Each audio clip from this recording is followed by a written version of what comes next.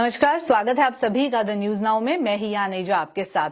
हाल ही में Ironman Kazakhstan का 4th addition हुआ है, जिसमें इंडिया को रिप्रेजेंट किया है हमारे जम्मू से एक व्यक्ति ने, जो इस समय हमारे साथ स्टूडियो में मौजूद हैं। आए आपकी मुलाकात कराते हैं अर्चित पुरी से और इनसे आयरनमैन के बारे में भी जानने की कोशिश करेंगे और इनकी फिटनेस जर्नी के बारे में भी।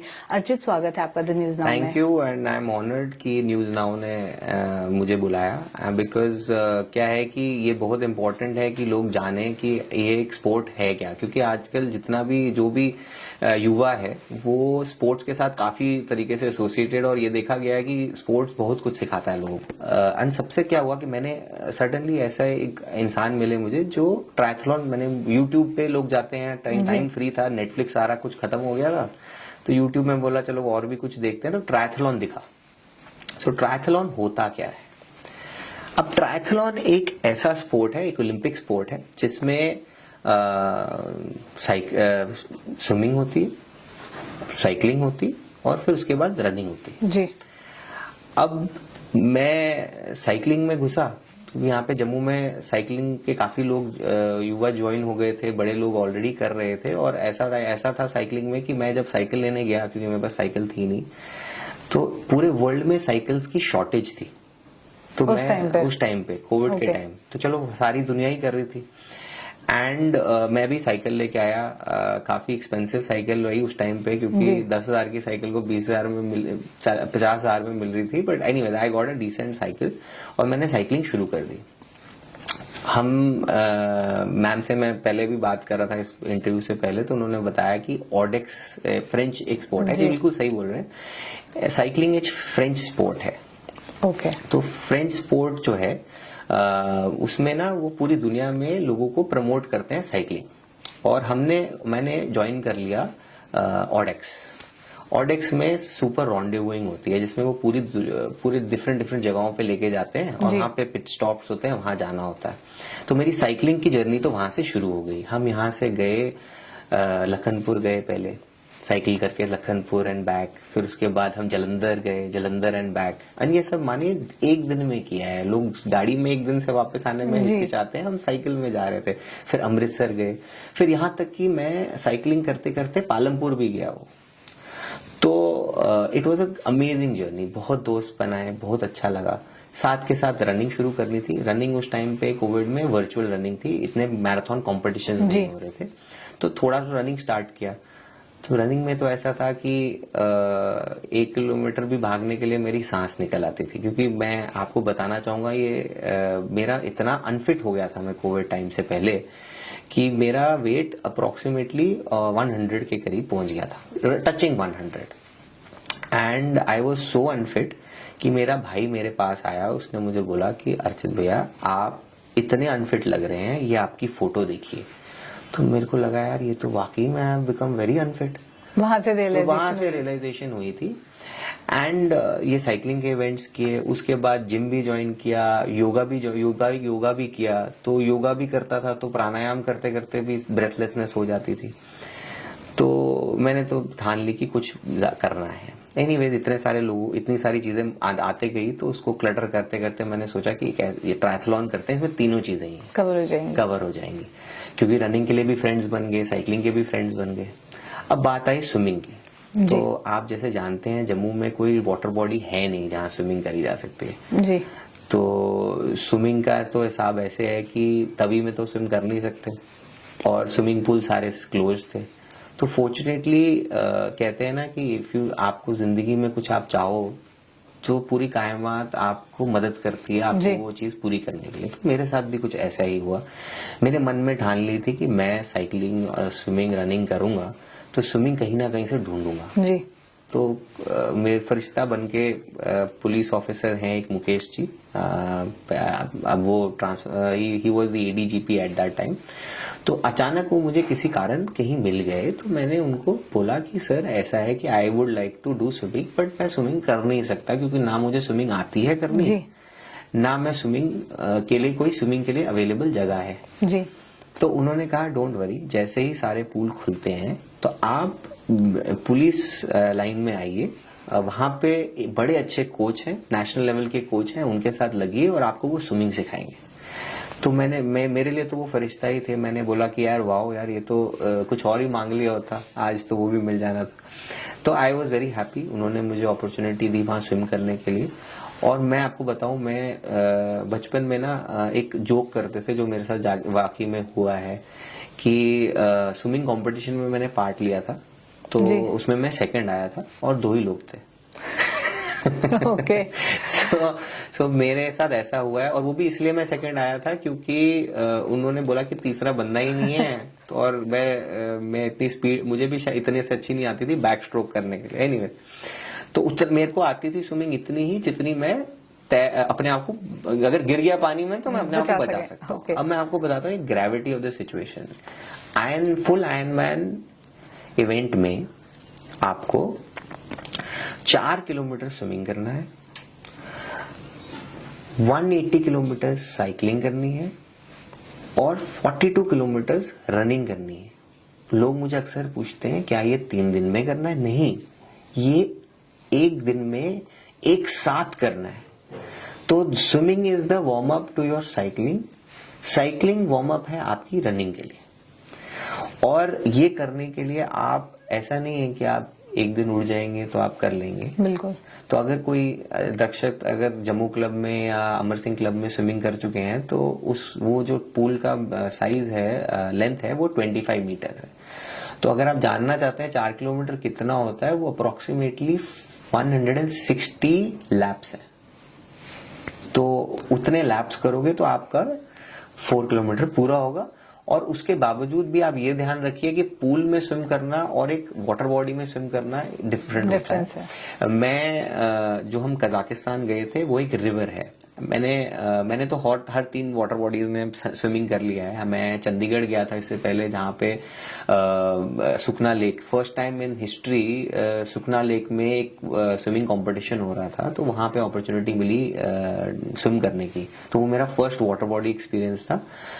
We had gone to Sukhna lake to swim. वैसे तो वहां डर भी लग रहा था क्योंकि इंडिया में ना वाटर बॉडीज इतनी क्लीन नहीं होती, और कई बंदों ने मुझे कहा कि वहां पे ना डेड बॉडीज हैं, कई बंदों ने कहा मुझे वहां पे ना मगरमच्छ हैं, कई बंदों ने कहा कि वहां पे तेरे को टाइफाइड हो जाएगा, तू मत जा। मेरे घर वाले भी मेरे उसके अगेंस्ट थे, पर मैंने बोला नहीं, मैं क्या हो जाएगा, अगर वो कंपटीशन कर रहे हैं कुछ तो सोच के ही कर रहे होंगे। फॉर्चुनेटली मैंने वो फियर अपने माइंड से निकाला और मैं वहां चले गया। तो आप वहां स्पेसिफिकली इसलिए गए थे क्योंकि आपको पता है आपने आगे आयरन मैन में जाना है? या सो एक्चुअली क्या है कि आयरन मैन ना एक बड़ी इंटरेस्टिंग चीज है। आयरन मैन कहते इसलिए उसको आयरन मैन है क्योंकि अगर आपको आयरन मैन पूरा करना है तो आपको एक आयरन माइंड बनाना पड़ेगा जी। और आयरन माइंड बनने के लिए ना एक्चुअली क्या है कि एक अच्छा बिजनेसमैन बनने के लिए आपको एक अच्छा स्पोर्ट्समैन होना जरूरी है जी। चाहे आप स्पोर्ट्स खेलते हो ना खेलते हो, बट वो सेम प्रिंसिपल जो स्पोर्ट्स में है वही सेम प्रिंसिपल बिजनेस में भी होता है।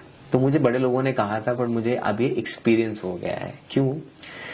क्योंकि अगर लाइफ में आप कुछ भी करना चाहते हैं, कुछ भी नया करेंगे, तो सबसे पहले आपको लोग आके बोलेंगे अरे ये करने की जरूरत नहीं जी, ठीक है, ये क्या कर रहा है, फेल हो जाएगा तू। सबसे बड़ी बात है जो आपके आगे पीछे बड़े सारे लोग होते हैं वो नेगेटिव होते हैं, क्योंकि उन्होंने वो चीज करके या तो करके वो फेल हो गए हैं, या वो करना चाहते हैं और वो सोच रहे हैं, वो डरते हैं करने के लिए, और आप कर रहे हैं तो उनको बुरा लग रहा है। एग्जाम्पल आपके सुखना लेक वाली स्टोरी हो गई। सुखना लेक वाली स्टोरी हो गई कि और उसमें ना क्या है कि कुछ भी, जैसे आयरन मैन को भी करने के लिए, जैसे बिजनेस को चलाना है तो आपको हर चीज स्टेप बाय स्टेप करनी है। बिल्कुल। तो अगर आप एक दिन में सक्सेसफुल बिजनेसमैन नहीं बन सकते, आपको एक छोटे गोल्स रखने पड़ते हैं। उसी तरीके से आयरन मैन भी आपको सिखाता है एक छोटे गोल्स रखो। क्योंकि जब मैंने स्टार्ट किया था तब उस टाइम पे मैं 1 किलोमीटर भी नहीं भाग सकता था, बट रोज अगर आप किसी भी बिजनेसमैन से बात करेंगे, मैंने बहुत मेंटर्स रखे हैं अपनी जिंदगी में। मैं बड़ा फॉर्चुनेट हूं कि मेरे फैमिली बिजनेस बैकग्राउंड से है और मैं बड़े बिजनेस ओनर्स को जानता हूं, सक्सेसफुल बिजनेस ओनर्स को जानता हूं through CII, through friends, through networking. उन सबसे अगर आप बात करेंगे तो सबसे इंपॉर्टेंट चीज जो बिजनेस में लोग कहते हैं क्या होती है, वो है कंसिस्टेंसी एंड पैशन। ठीक है, लगे रहो बेटा, लगे रहो। क्योंकि ये फर्क नहीं पड़ता कि आप को सारे लॉज पता है। एक लॉयर को अगर सारा लॉ पता हो उसका मतलब ये नहीं कि वो अच्छा लॉयर है। उसको ये फर्क नहीं पड़ता कि अगर आप एक अच्छा अगर आप सारे लॉ वो जानते हैं, रूल्स जानते हैं, तो रूल्स उसको जरूरी नहीं है आप बेटर स्पोर्ट्स पर्सन बनेंगे। जब तक आप साइकिल खुद नहीं चलाएंगे तब तक आप साइकिलिंग नहीं सीख सकते, आप पढ़ के भी देख लें। तो उसी तरीके से in triathlon when I also wanted कि मैं इस तरीके से करूं, क्योंकि आपको हर चीज को स्टेप बाय स्टेप करना है। मुझे हाइड्रेशन सीखनी पड़ी। अगर आपको इतना लंबा इवेंट करना है तो आपको हाइड्रेशन सीखनी पड़ती है, आपका न्यूट्रिशन सही होना चाहिए, आपकी एक्सरसाइज सही होनी चाहिए, तभी आप वो मुकाम तक पहुंच सकते हैं जी। तो उसी तरीके से सुखना लेक में भी वो एक मेरा स्टेपिंग स्टोन था। सुखना लेक में हमने 2 किलोमीटर स्विम किया, उसके बाद 90 किलोमीटर साइकिलिंग किया और उसके बाद 21 किलोमीटर रनिंग किया। This was half Ironman event. वो आयरनमैन नहीं था, इट वाज सिमिलर इवेंट था, but I wanted to do a trial session before I go and do it in the future in Goa. Goa में ऑफिशियल हाफ आयरनमैन इवेंट था। अब Ironman जो है ना इंटरनेशनल बॉडी है, तो इंटरनेशनल बॉडी इंडिया में एक ही इवेंट करती है गोवा में। वहां पे ना अभी रिसेंटली ही हुआ है, इस साल का 8 अक्टूबर को हुआ था, एंड मैं इस बार पार्टिसिपेट नहीं किया था, लास्ट ईयर गया था मैं ये करने के लिए। उसमें हजारों लोग आए थे and it was an amazing event. उसमें मैंने समुद्र में स्विमिंग की थी, तो बड़े अच्छे ऐसे स्टेपिंग स्टोन्स आते रहे, बट ये सब स्टेपिंग स्टोन थे मेरे फुल आयरनमैन के लिए। अब फुल आयरनमैन के लिए और क्या स्टेपिंग स्टोन थे? अगर आपको आयरनमैन करना है तो आपको जिम भी जाना है जी। आपको फ्लेक्सिबिलिटी, क्योंकि क्या अगर आप जिम नहीं जाएंगे तो आपको इंजरी हो जाएगी, आपको स्ट्रेंथ, बॉडी स्ट्रांग रखनी है। अगर आपको योगा भी करना है, योगा इसलिए करना है क्योंकि आपकी बॉडी में फ्लेक्सिबिलिटी नहीं होगी तो आपकी इंजरी हो जाएगी। आपको स्विमिंग भी करनी है, आपको साइकिलिंग भी करनी है और आपको रनिंग भी करनी है। तो ये सब करते करते आपको ये भी चीज सिखा देता है कि टाइम मैनेजमेंट कैसे करनी है, क्योंकि अगर आपको इतने सारे स्पोर्ट्स करने हैं, उसके साथ बिजनेस भी करना है, उसके साथ अपने दोस्तों से भी मिलना है, उसके साथ अपने पेरेंट्स के साथ भी रहना है। मैं मैरिड हूं तो मुझे अपनी वाइफ को भी टाइम देना है जी। और कहीं ना कहीं मैं ये कहना चाहूंगा कि मेरी वाइफ ने बहुत बड़ा सैक्रिफाइस भी किया है, क्योंकि रात को जब मैं I would sleep at 9 and I would wake up at 4-5 AM in the morning. तो जब मैं सोता था, जब वो कमरे में वापस आती थी मैं सो रहा होता था, और जब वो सुबह उठती थी तो मैं ऑलरेडी बाहर काम पे निकल गया होता था। तो एंड लिटरली मैंने सैटरडे संडेज देखे ही नहीं है।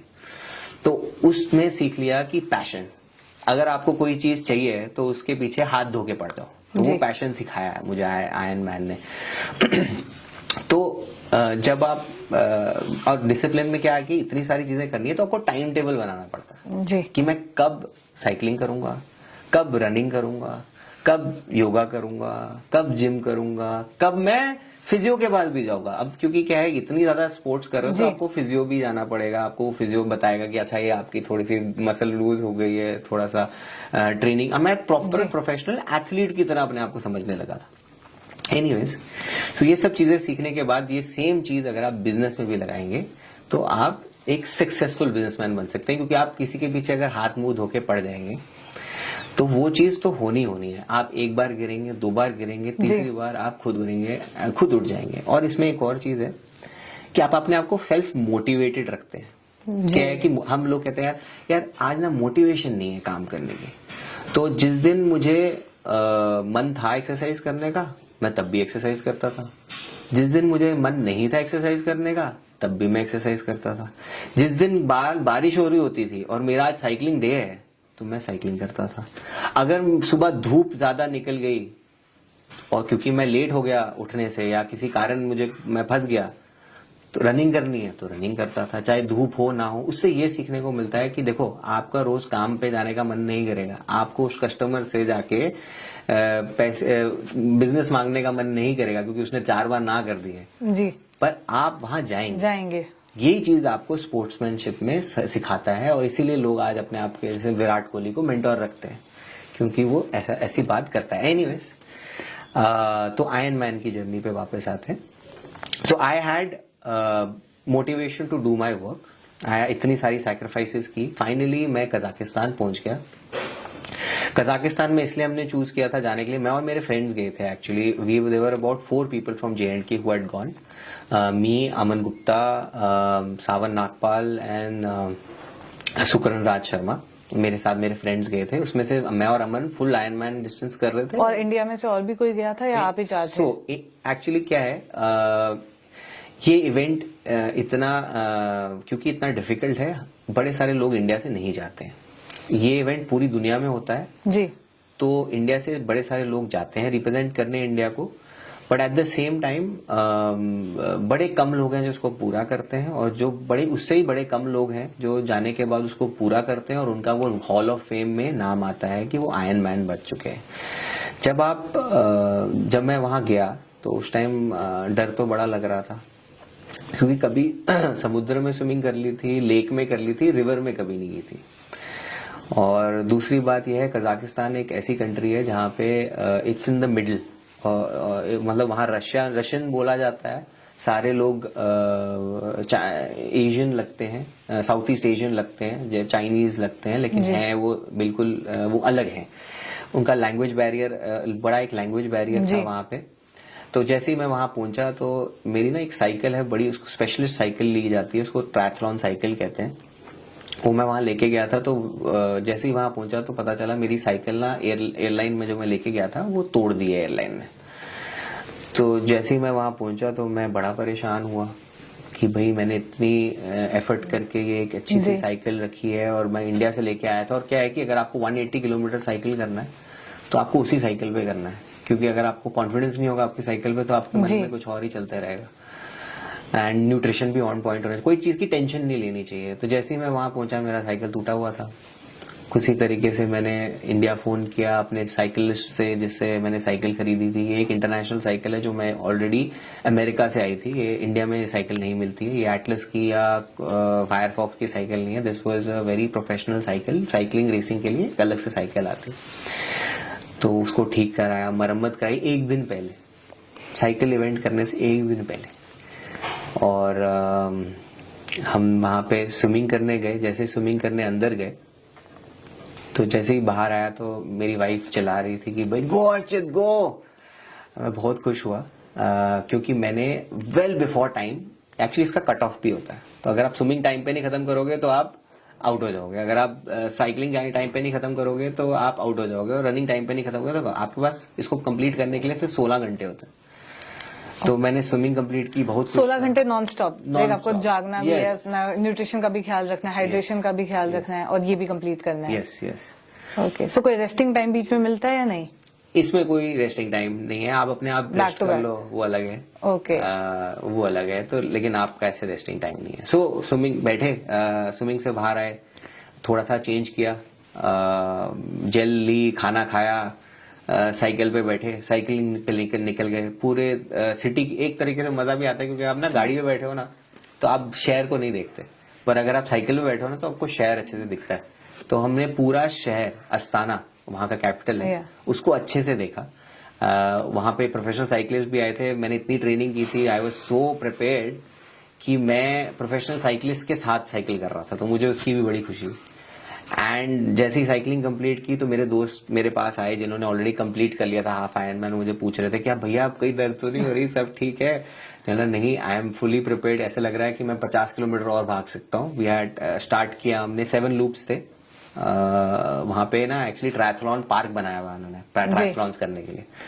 तो वहां गए, वहां पे हमने साइकिलिंग की, सॉरी रनिंग की। 7 लूप्स, 7 किलोमीटर के 7 लूप्स किए तो 42 किलोमीटर हो गया। पर मैं आपको एक बात बताता हूँ, जो मेरे को फीलिंग आई है उसको कंप्लीट करने के बाद, जो अचीवमेंट, आप जब आप कोई एक डिफिकल्ट चीज पकड़ते हैं ना, और उसको पूरा करते हैं, और उसमें डिफिकल्टी भी आई थी साइकिल की, उसमें दुख, मतलब रोना धोना, लाइफ में हर चीज ना, क्या होता है कि सुख होगा तो दुख तो होगा ही। तो दुख भी था, इतना हार्डवर्क था, इतना मैं बताता हूँ, मैंने वीकेंड्स नहीं देखे। I have not seen so many weekends in my life. मैंने रात को खाना खाना बंद कर दिया था क्योंकि मैं इंटरमीडिएट फास्टिंग के बारे में बड़ा वो हूँ, प्रमोटर हूँ। तो मैंने वो बंद कर दिया था, खाना रात को बंद कर दिया था कि मैं रात को सो सकूं। तो फास्टिंग के बाद मैं ये जानना चाहूंगी आपसे कि डाइट जैसे आप मेंटेन करते हैं, अगर आपको इतना ज्यादा हार्ड वर्क करना है, फिजिकल एक्टिविटी करनी है, तो उसके बाद भी अगर आप इंटरमिटेंट फास्टिंग कर रहे हैं तो क्या वो मैनेज हो जाता है उस लेवल पे, या आपको सप्लीमेंट्स की जरूरत पड़ती है? आप सारे अपने न्यूट्रिएंट्स और जो भी आपकी बॉडी की रिक्वायरमेंट है उसे कैसे मैनेज करते हैं? बेसिकली आयरन करने का सबसे एक और बड़ा फायदा है। आयरन करने का फायदा यह है कि आप कुछ भी खा सकते हैं, क्योंकि आपकी बॉडी बिलीव नहीं करोगे 6000 to 7000 कैलोरीज पर डे सिर्फ एक्सरसाइज से बर्न कर रहे हैं।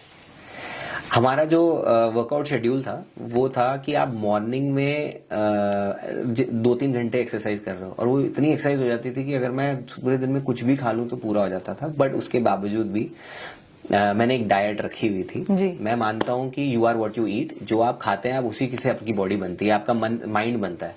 तो अगर आप अच्छा खाएंगे, जंक फूड नहीं खाएंगे, तभी आपका माइंड, बॉडी, सोल नरिश रहेगा।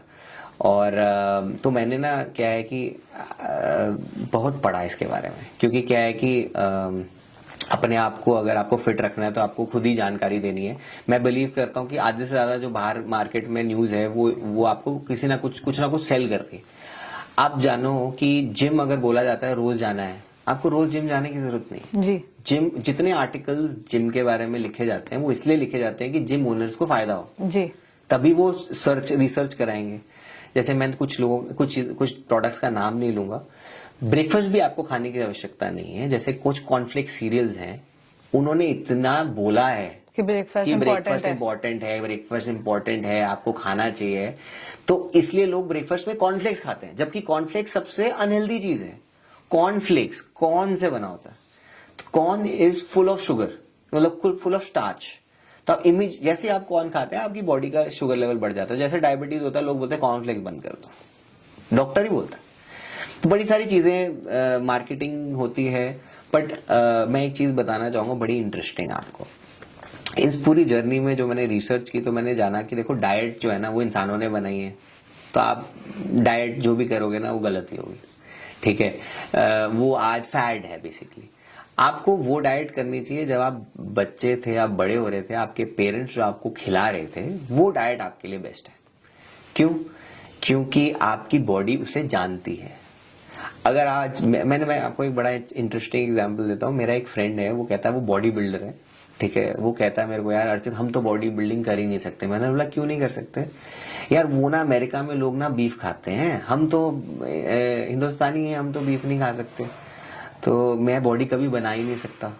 ऐसे लोगों के फैट्स हैं। कुछ लोगों को ऐसा लगता है कि यार हम ना इंडियन खाना खाते हैं इसलिए हम कभी हेल्दी हो ही नहीं सकते, क्योंकि ज्यादातर जितने भी आर्टिकल्स होते हैं वो सारे अमेरिकन लिखते हैं, उनकी भाषा चलती है।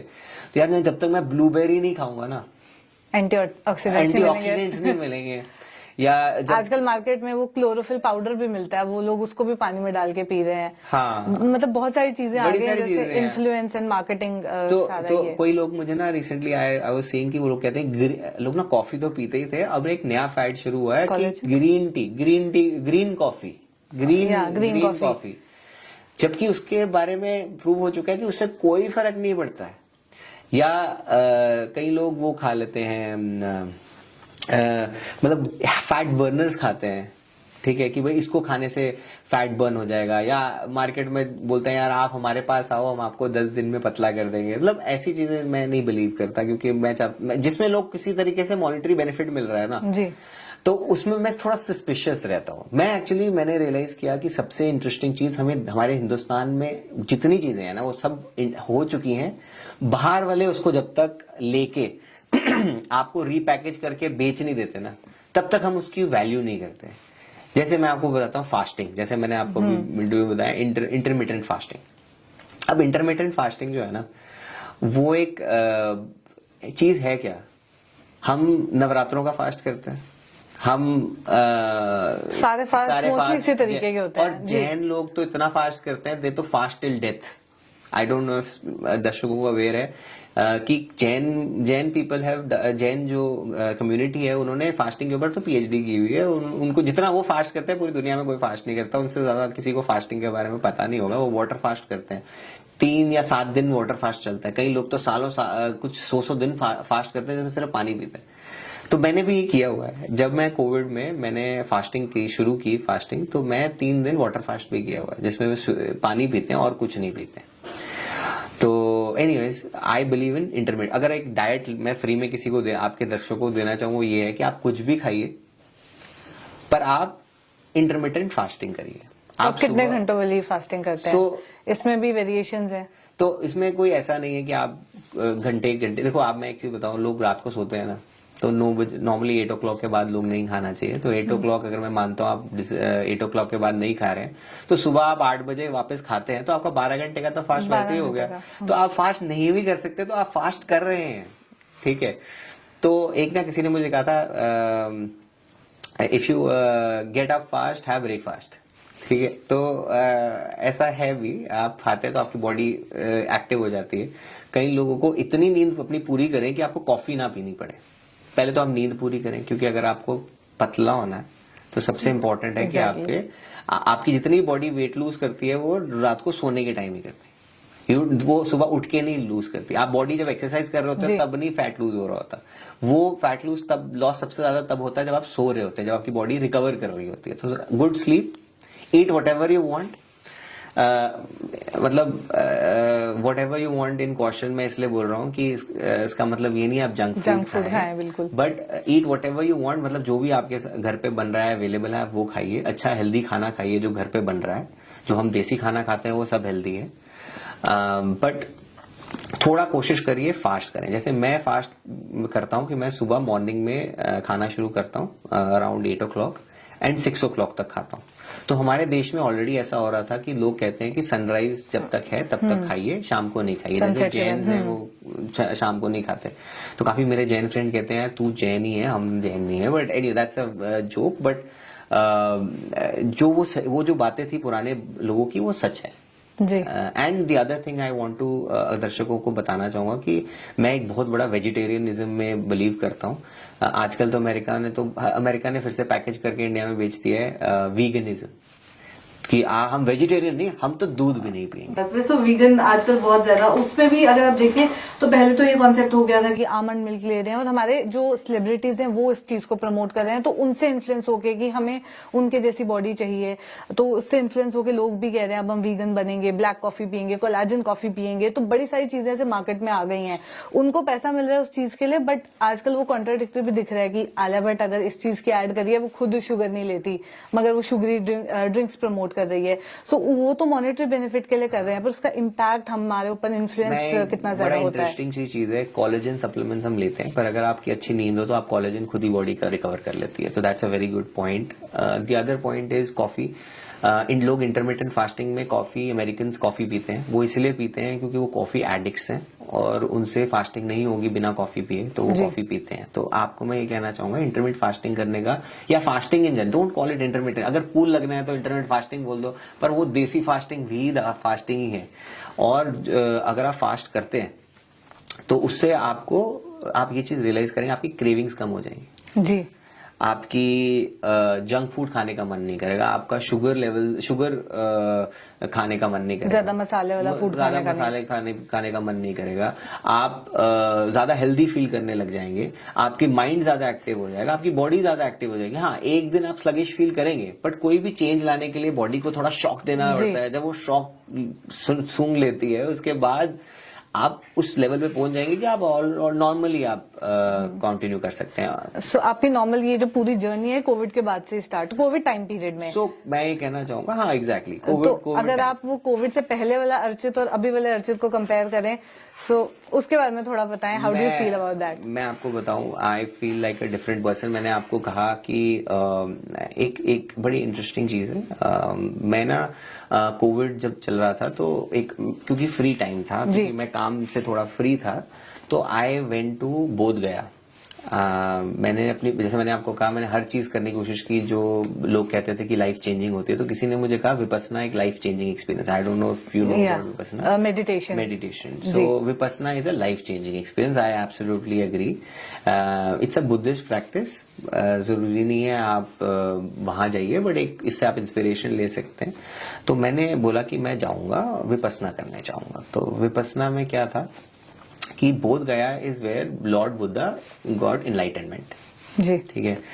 एंड ये बिहार में है, और नॉर्मली आपको उधर जगह नहीं मिलती, क्योंकि पूरे वर्ल्ड जैसे हमारे मुसलमानों के लिए मक्का है, हमारे लिए 7 धाम है, तो बुद्धिस्ट के लिए वहां वो एक दिन के लिए मक्का है जी। ठीक है। तो लोग सारी दुनिया से आ रहे होते हैं, वहां जगह ही नहीं होती, पर कोविड की वजह से क्योंकि बाहर का इंटरनेशनल ट्रैवल नहीं चल रहा था, तो मैंने बोला इट्स अ परफेक्ट अपॉर्चुनिटी, मैं बोध गया चलता हूँ। तो कोविड में जहाँ सारे बोल रहे थे कि हमें लॉसेस हुए, आपको काफी प्रॉफिट हुए? मुझे बहुत फायदा हुआ।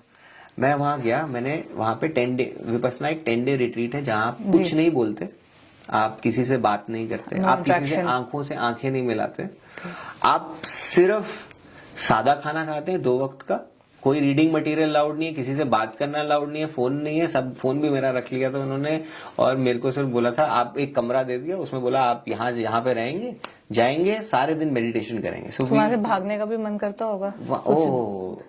एक्चुअली जब मैं वहां था तो मैं और मेरी वाइफ गए थे, तो हम ऑब्वियसली सेपरेट आश्रम में थे कि वो बॉयज गर्ल्स सेपरेट कर देते। तो मुझे तो ऐसा लग रहा था शायद मेरी वाइफ वापस चली गई है, मेरे को वो बता नहीं रहे कि मेरा एक्सपीरियंस ना खराब हो जाए, या और उसको लग रहा था कि मैं भाग गया हूँ और मेरा एक्सपीरियंस ना खराब हो जाए। तो 10 डेज हमने मेडिटेशन की है, सुबह से लेके शाम तक सिर्फ मेडिटेट किया, किसी से बात नहीं किया और कुछ नहीं। And what a different experience. And first day तो चलो पता ही नहीं चलता क्या हो रहा है आपके साथ, 3rd डे वो सो डिफिकल्ट, मुझे ऐसे लग रहा था कि मैं कहीं कहाँ आ गया हूँ, मैं किसी जेल में आ गया हूँ, मुझे यहाँ से निकालो।